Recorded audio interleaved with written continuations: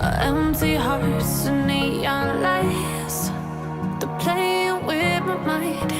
Gotta get out of here. Assalamualaikum warahmatullahi wabarakatuh. Perkenalkan, nama saya Krisna Putra Adi Wicaksana. Saya berasal dari kelas TIA dengan NIM V3920032. Pada kesempatan kali ini, saya akan mempresentasikan hasil praktikum saya mengenai relay. Pada percobaan praktikum bagian 1 ini, saya telah membuat program relay sederhana. Pada praktikum ini, alat yang dibutuhkan ada Arduino R3, kemudian V-Sign, relay, lamp atau lampu, dan ground. Yang pertama ada Arduino. Arduino itu digunakan sebagai papan tunggal yang bersifat open source untuk suatu proyek. Kemudian ada V-Sign yang digunakan untuk memperkuat arus yang melewatinya. Kemudian ada relay yang digunakan untuk mengendalikan sirkuit tegangan tinggi dengan menggunakan bantuan sinyal tegangan rendah. Dan yang terakhir ada lamp yang berfungsi sebagai perantara apakah tegangan ini cukup untuk menyalakan lampunya atau tidak. Kemudian pada lamp ini saya memberikan voltase sebesar 12 volt. Kemudian pada relay saya memberikan 5 volt. Selanjutnya pada V-Sign ini saya memberikan amplitudo sebesar 12 volt dan frekuensinya itu 5. Untuk menjalankan program ini, kita membutuhkan Arduino untuk membuat skripnya. Skripnya itu seperti ini. Nah, ini adalah tampilan skripnya, yang dimana in relay 1 sama dengan 11 yang artinya ia ada di port 11.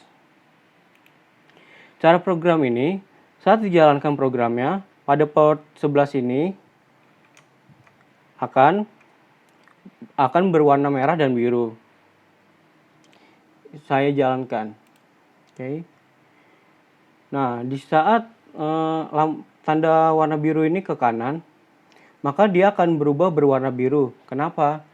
Karena pada tegangan ini dia bernilai 0 atau tidak ada tegangan. Kemudian saat di bagian kiri di sini, ia menjadi berwarna merah karena ada tegangan yang masuk. Kemudian tegangan itu awalnya masuk dari sini, kemudian menuju ke V-Sign. Di V-Sign ini diubah menjadi 12 volt, kemudian akan menyalakan lampu. Dan hasilnya lampu ini akan menyala seperti pada gambar ini. Selanjutnya kita akan masuk ke praktikum yang kedua. Nah, praktikum kedua ini hampir sama dengan praktikum yang pertama. Perbedaannya ada pada bagian kiri ini. Pada bagian kiri ini, saya mengisi beberapa komponen tambahan yang terdiri dari resistor, push button, dan DC generator. Pada resistor ini saya memberikan ukuran 1000. Kemudian pada DC generator ini saya memberikan voltnya ini sebesar 12 volt. Nah, kemudian saat dijalankan,